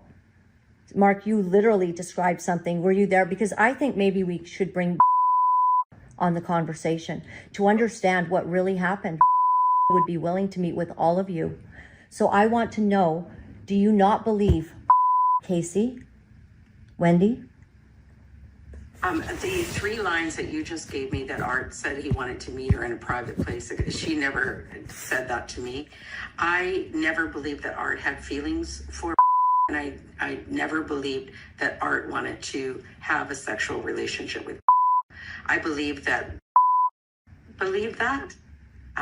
And how do you tell a woman who says, I have feelings for a man? Well, you know, that's not how Art was seeing it. Wendy, what about all the other pictures? This butt picture was only one. He sent her pictures of being in the shower, no frontal. I'm just saying being in the shower. He sent her pictures being in hallways everywhere he went. He would call 5 times a day. They literally had, this is what grooming is, by the way.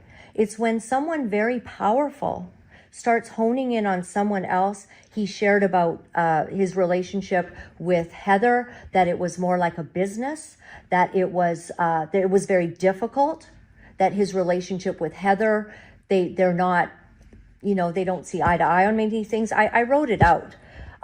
Could say even more, but this is not just the buddy relationship. And then he asked her to meet. Now, whether she's told you that or not, she will attest to it. Would you all like to meet her to hear the allegations? Because that's how we get to the bottom of what really happened 2.5 years ago, while Battle for Canada is going on, while I'm on stages with this man. I don't want to be, if Mark is sending butt pictures, I'm not going to be ministering with you, Mark, or Pastor Julio. This would not be my crew. So all of this, Kitimat was 15 years ago, says that their relationship, and you can say whether you thought it was sexual or not, sometimes an emotional relationship is not necessarily sexual, but it could have led to that because Art wanted to meet.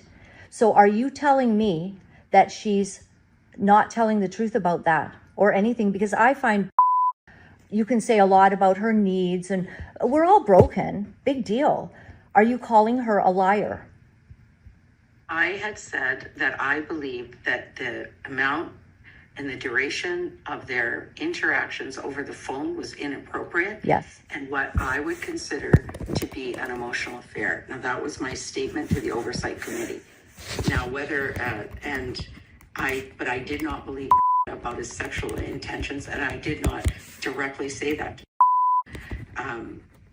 In light of that, Wendy, in light of that, if you've told the Oversight Committee that you believe it was an emotional affair, you actually believe that from your talks. Why, Mark, why were you just now presenting this casual, like, oh, he's just a 15-year-old again suddenly from Kitimat, how that picture happened? Why are you giving that impression, Mark?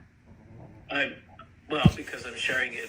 It's not an excuse. It's an explanation, and it's the explanation we got, and it's plausible on many levels. Do I believe what Wendy just said? Absolutely. Okay. I think it was over the top. It shouldn't have been happened. It was a level of intimacy in that in that connection that is inappropriate. And the question is, okay, what do you do about that? Well, the first thing that I would do is send somebody like that for counseling, because I think there's triggers for that kind of behavior, and it's coming from somewhere. The question Has is, Art gone for counseling then? Yes. yes, he has. And so again, these And- are things we're not publicly disclosing because it really isn't the public's business. We're trying to bring healing and restoration to people. We're trying to bring reconciliation. We're trying to fix people who are broken. And honestly, we include ourselves in that. So we're not throwing stones. But how can we help? How can we, make the best of what is bad situations? And again, not denying the potential liability.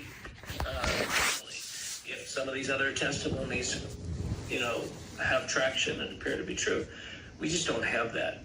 And Fair enough, Mark. and so that's been our posture. Again, there's a lot to navigate.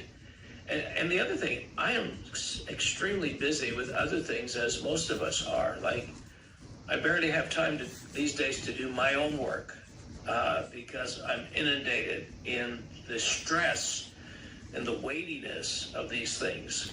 This is hard. This is really heavy. And I don't want to hear about what you think about Tara Stevens. I will tell you, Tara Stevens burst into tears last night. And she burst into tears because it is very heavy on her heart, because she also knows the victims. And she can't tell their stories. They have not given her permission.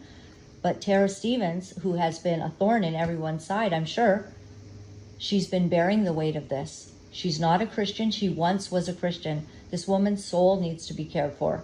In any case, there is one more person, and I got this information from Carmen, and that is Art's sister.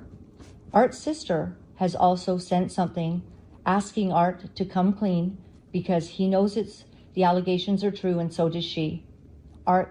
Carmen knows a lot, and I would say that the Oversight Committee should have a very deep conversation with Carmen Lucier Owens, whatever her name is.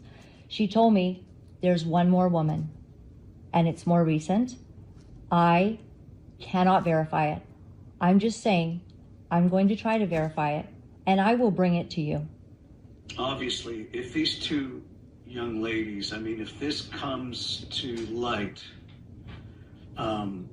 that a lawyer's involved and charges are going to be laid, I think it would be very wise to maybe just suggest that maybe Art would just for a while step away from the public limelight just until things are clarified, because there's too much swirl going on.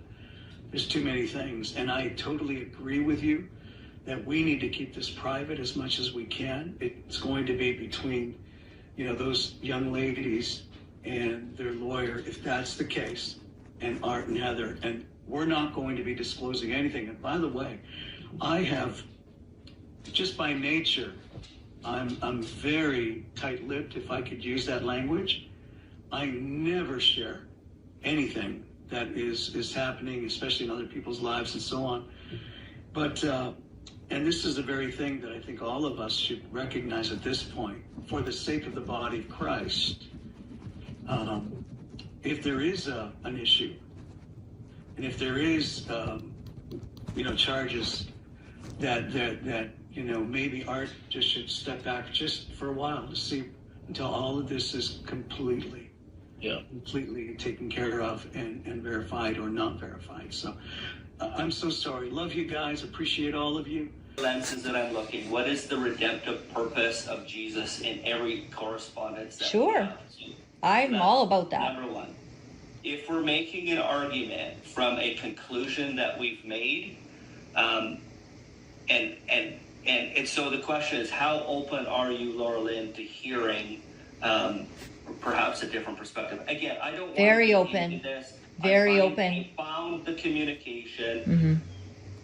Here's my conclusion. This is how hard it's been on me, therefore. And so I would just submit to you perhaps a better approach would be asking a question for clarification, as opposed to starting with a conclusion. So, My conclusions only came after 4 hours with Heather, 5 hours with and to begin with, plus subsequent, I would say 2 to 3 more hours. So I rest my case. Yeah, so my conclusions, Casey, are because of listening. And if you have someone else you want me to listen to, Casey, I would love to. I'm a good listener.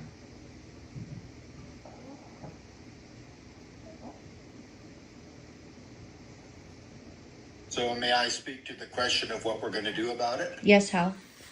Okay, so my understanding of the job of the committee was to listen to everything that was submitted to us in writing. I have not watched any Facebook or any multimedia at all, so that I have not listened to any second, third, fourth party information. I've only listened to those who have made submittals to us. And up until, I'm going to say, a couple of weeks ago, I had formed in my own mind what my input would be to the committee with regard to recommendations, how to deal with art. He had been previously submissive to our recommendation to council, which he took 4 days, he and Heather, to do. And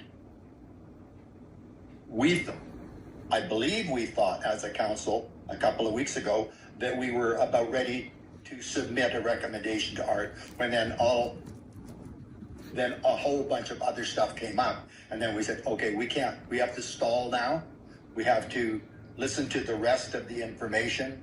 I actually received a long letter from another person in Kitimat that I had never heard of directly. I had heard of her husband, and have been tasked with affirming or finding out more about certain allegations. And I was tasked with some others on our team were tasked with looking into certain allegations, right? To the best of my knowledge, with regard to any underage person being, I'll just call it, negatively impacted by art, I have not heard in writing of anybody, okay? At the time that the picture came out on Reddit, that day I had a conversation with a person that said a certain other person that knew art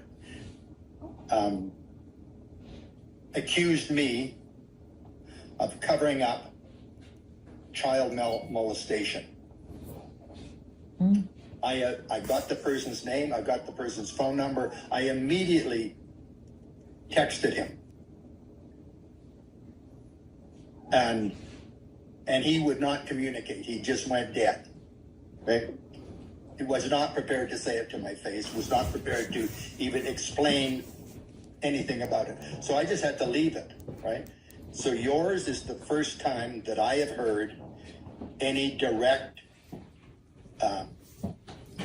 what I'm going to call your testimony, direct testimony, because you spoke to specific people, okay? Mm-hmm. And we will address that in whatever ways comes forward that's appropriate to address it. It will not be swept under the rug. It will not be hidden. And I'll say again that it is not my position, and I don't believe it's the position of anybody else on our committee, to, quote, protect art from things that he has actually done.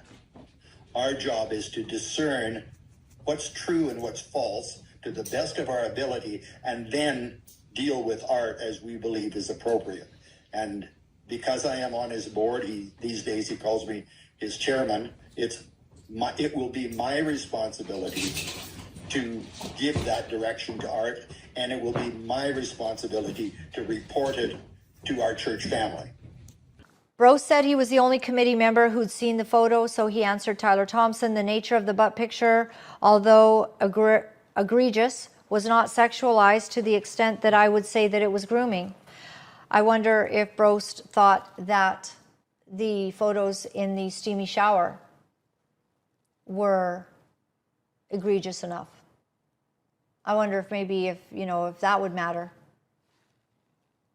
Brose said in the recorded meeting that Lucier had repented to the Oversight Committee to calls with Doe and sending her inappropriate photos, which he admitted was foolishness. But Lucier didn't admit to an emotional affair, Brose said. Why should he? Brose also excused the photo, saying Lucier's Kitimat church from years ago had a culture where people, men and women, would moon each other by showing their backsides. Brose described the photo in the recording, adding it was intended to insult Doe, as a brother would tease a sister. To me, mooning is extremely disrespectful. It's extremely disrespectful. And they started getting all the youth to moon people, even just random people out in the public. And to me, that's just, it's absolutely Out in public? Yeah, out in public. Just walking around, the mall, the store, the A&W. The youth were doing that everywhere afterwards. But that, again, that is not the culture of Kitimat. That's the culture of the harvest culture that Art brought in. That's nothing. We were not weird like that. And you're saying, oh, when the leader does it, then everyone does it.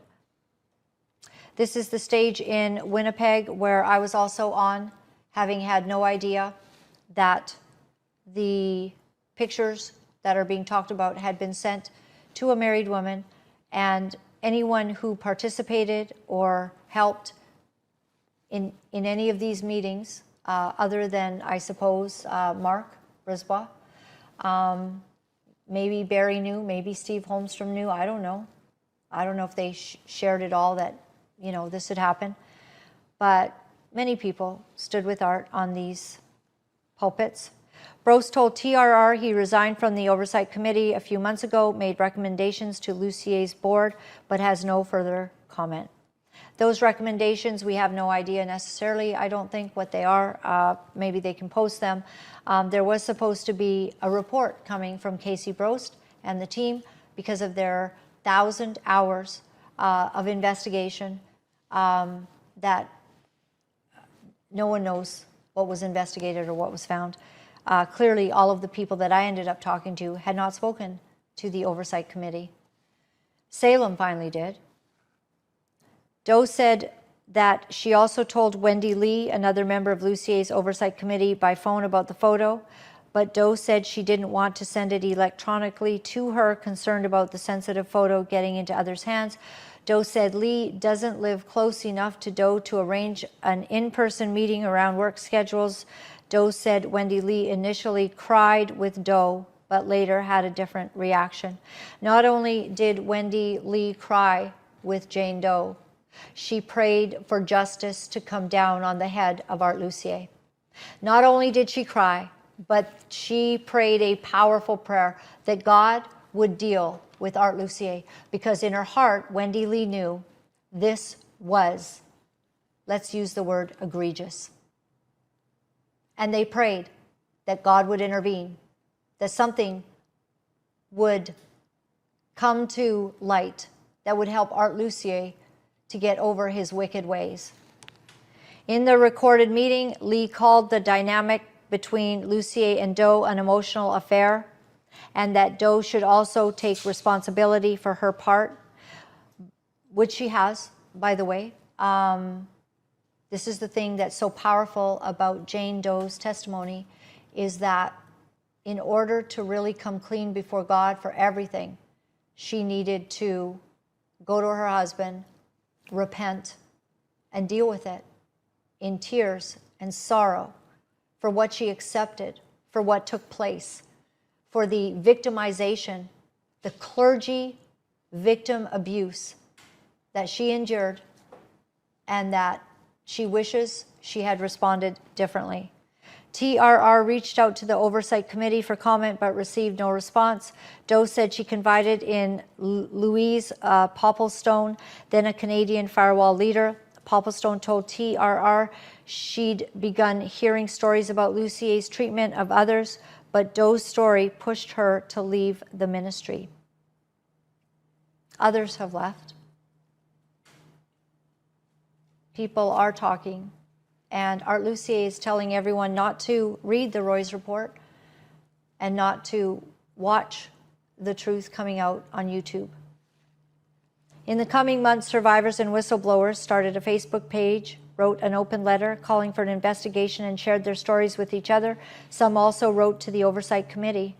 You see, none of these folks have received I will say most of them have not received a call, have not received repentance from Art Lucier to them for the tremendous damage that they've done. One of the girls, let's go to the clip now. This precious young woman describes, I think it's Tiona. Adding everything together, even from the current testimonies of the disrespect, the different versions of reality. Art said that Ayla was there when Joe's femur was broken. He had a different version of how that all happened. Then he said Joe's, there was a healing. And then in another clip, he says Joe was in the hospital the next day. Yeah. Which he wasn't. No. Do you have any explanation for all the different versions that Art comes out with of things? I think a part of me just thinks he doesn't even know what the truth is anymore, is kind of where it's at. Like, he doesn't know where the truth is. So many things have happened too that probably are not important to him.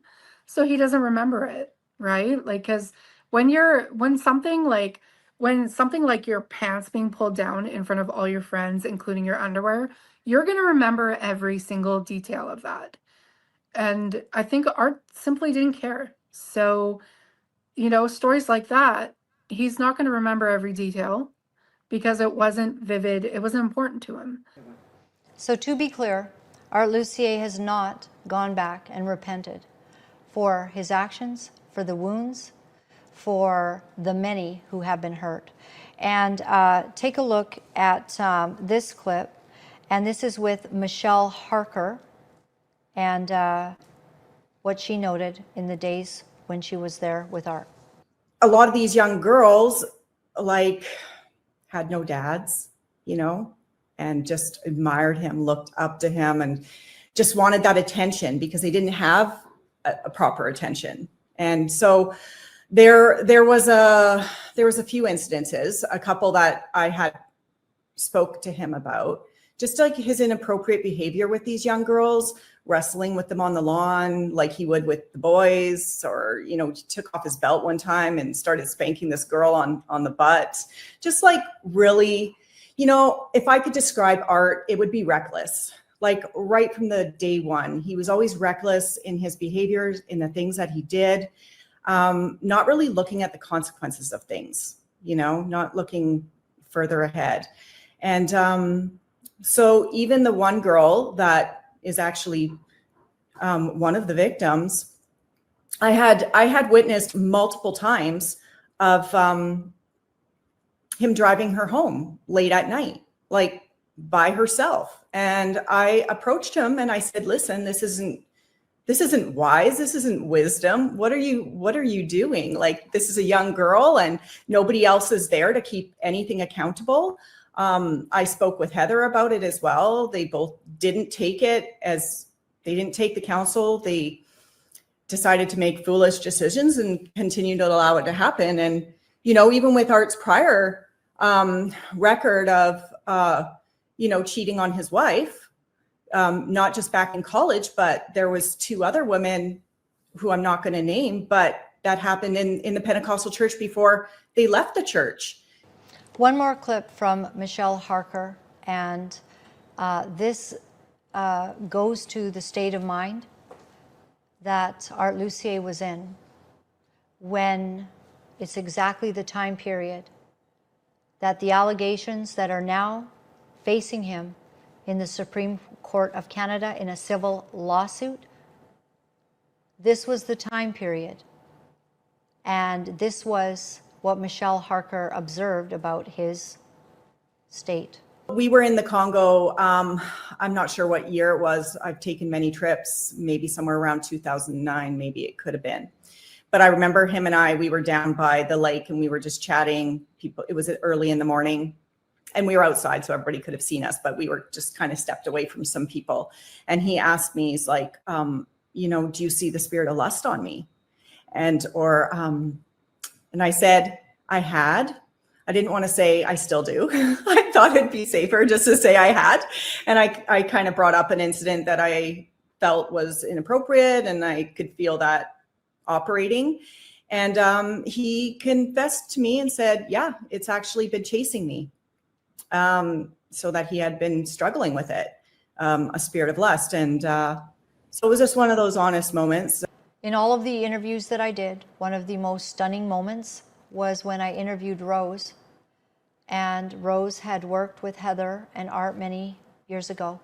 But what she said was the day before she did the interview with me, she ran into someone in Kitimat.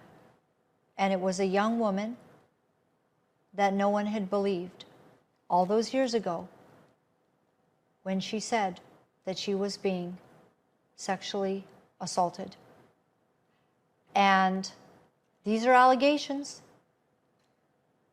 But Rose brought forward that she had met with the young woman. And that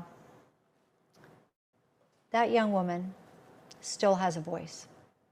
And without saying names, are you willing to tell the truth about some disturbing information that came to you from another young woman?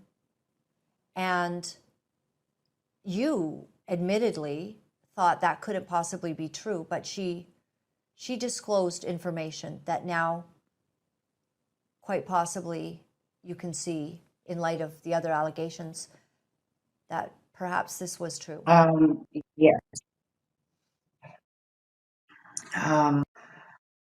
She was an old foster daughter. I finally ran into her yesterday, actually, and gave her my heartfelt apologies because these allegations have really proven that what she had been saying, of the acts between herself and Art were not fabricated at all. And she had really broken down and looked at me and said, thank you, because not a lot of people believed me.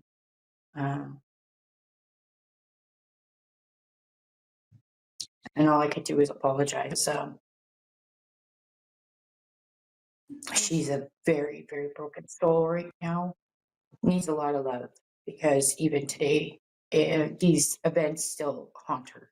Back then, she was giving you details many years ago that you're now apologizing for not believing her, and I'm sorry to press you on this, but we have a serious problem with a man in the pulpit with now legal actions that have been brought, and you have personal, true testimony, and you even spoke to this precious woman yesterday.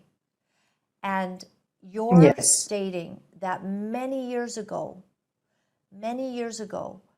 she came to you and said things and even describing very intimate acts, and you were alarmed and you didn't believe her and you were upset by it. In your own words, how did that go down?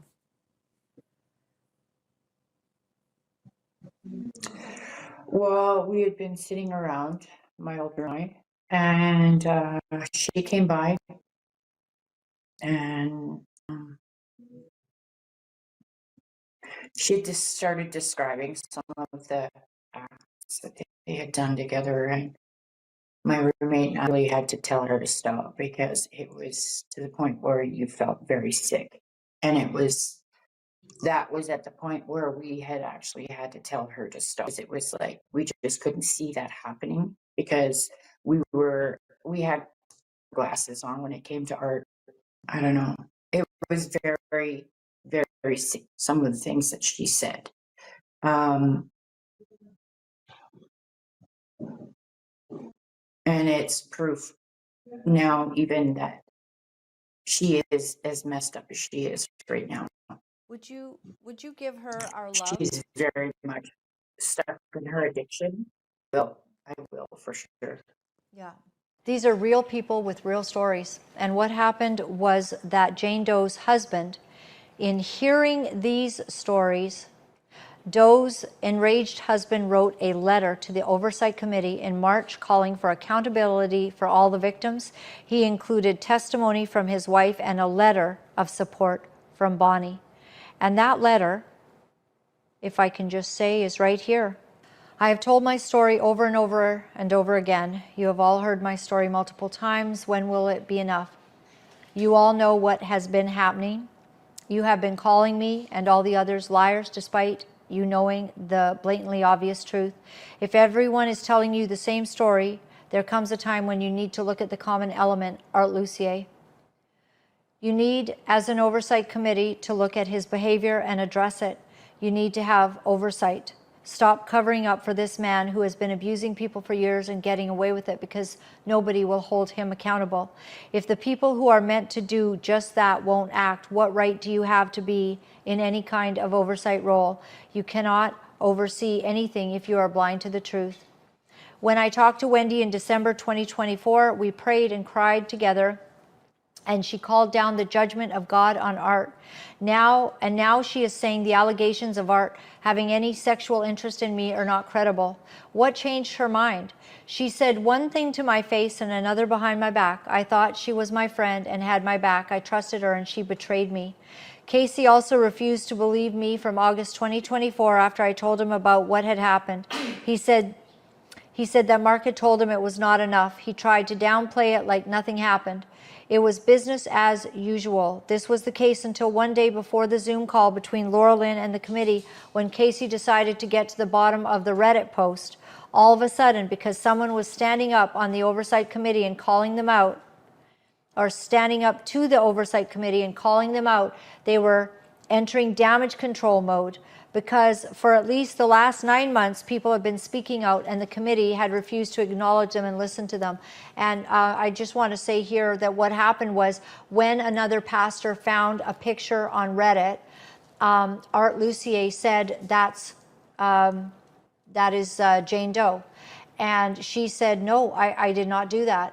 And so it began to be like an accusation thing that happened. But it was not until I demanded to know what that picture looked like from the person and the pastor that found it, that they spoke with him and found out that it was not the same picture. It was a different picture of Art with his butt out. Where are we at? What has taken place up until now? Has anyone really even considered the testimonies that are being presented from the multitudes of hurt people? Do you think that this festering mess has grown so large that in order to bandage it, you can simply dispose of the people's lives that have been destroyed by the leaders in this ministry? People were conditioned to trust, conditioned to feel safe, and were supposed to feel supported through vulnerable times, but now they continue to experience those same leaders have turned viciously on them and discredited the stories coming to light. Why do the victims continue to be judged and trampled down for telling their story and being real? It is very difficult to picture what the vast amount of victims have seen, lived through, and what they have known to be true today. The victims now have witnessed an entire picture of how the empire of Harvest Ministries and Art and Heather Lucier conduct themselves in the name of Jesus. They now have seen the actions of the perpetrators and the purpose of how a multitude of leaders all support each other. Save the ministry at all cost, even if lives are lost. Only the leaders are protected. The victims are judged differently by the leaders, in fact, some with disdain and actual hatred. What does this say about the Harvest BFC Firewall Ministry, the board, the elders, the overseers, the administration, and their friends? There are many testimonies that are connected by similarities, very much indicating a pattern. The clever tactics being used by the ministry to handle the stories are also the same. Focus on minor details long enough to create enough doubt over a long period of time until people give up and shut up, because they have been told over and over again that they are the problem. People are told that they have character flaws, they are Jezebel, and they are liars. They are damaged goods. Here's the problem. There is a devastating problem, and no one is doing anything to address it from within the ministry. There is no way that this many people can all make this stuff up. I'll finish with the final couple paragraphs of the Roy's report. What has come to light through the vast amount of calls between my wife and Art is no small matter, he wrote.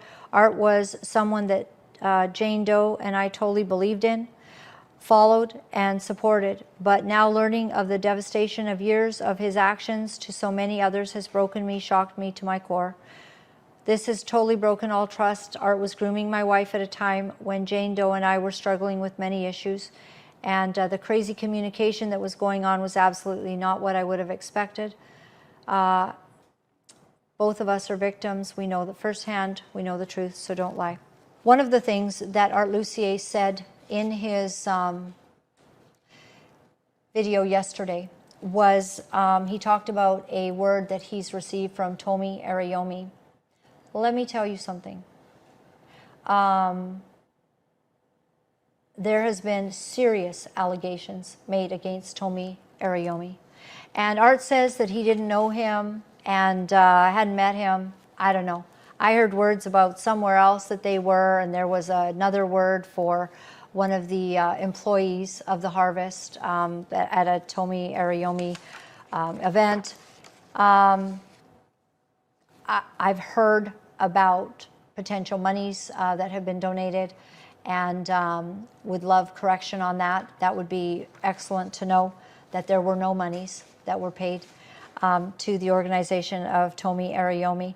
But what I would like to play for you right now is, this is from my brother, Torn Curtain, and this is Joshua Simone, and he did an investigation and through to clips of Rebecca, a young lady named Rebecca, giving her testimony of, at 14, being essayed by Tomi. This is clergy SA abuse, because the truth is that someone who is in a position of spiritual authority holds more culpability in the situation because they have a role, because they have power. Okay, so here we have this young girl who is vulnerable, and if you watch her whole testimony, you know, it seemed like she was really looking for help, and the people that she should have went to for help ended up taking advantage of that situation. So let's continue watching the video, because many people will try to put the story, well, what about the girl? Doesn't she hold responsibility? Well, she was only a minor at the time, and these guys were pastors. So all of the responsibility will rest on them. Okay, as a former youth pastor myself, minors are a protected population and should never be preyed upon for any reason, and that's why they're protected by the law in these type situations. Much detail I should share on here, but he took me to his house, took me into his room, and tried to get me to essentially, I don't know how to word it appropriately, but let's say do things and dress me and try to get me to engage in sexual acts, essentially. And really quickly, you were 14 at this time. I was 14, yeah. Okay, I want to put up a picture, and I know it's not the picture of Toby. I know it's not a picture of Toby, but Toby, right?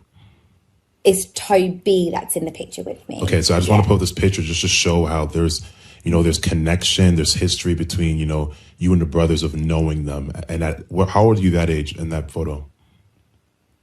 Probably about, I think this one, maybe 14 or 15 in this picture, but 14 or 15, okay. One of those, 14 or 15 in that specific picture. Okay, I just wanted to bring that up so people know there's history in some way, in some form, right? But it's just, man, you continue to go. You can keep going. Yeah, of course. So thankfully it didn't actually go very far because there was, I believe, a godly divine intervention. He had a call from either his mom or sister and said that they were on their way to the house. So he quickly wanted to scoop me up and get me back on the train. But the fact of the matter is, he did undress me. He did get his bits out. He did try to show me how to do things. Thank you very much for staying with us. It's been a little bit of a long show, and I appreciate that we're walking through this together. My website is Laura-Lynn.tv. Thank you very much for all those that already support us monthly. Thank you to those who support us anonymously, and for anybody who believes that what we're doing is important. Thank you very much. Laura-Lynn.tv. That's how you can go. Many, many ways to give, and we appreciate the support. We are not supported by any big ministry, and it's hard to get the support of ministries.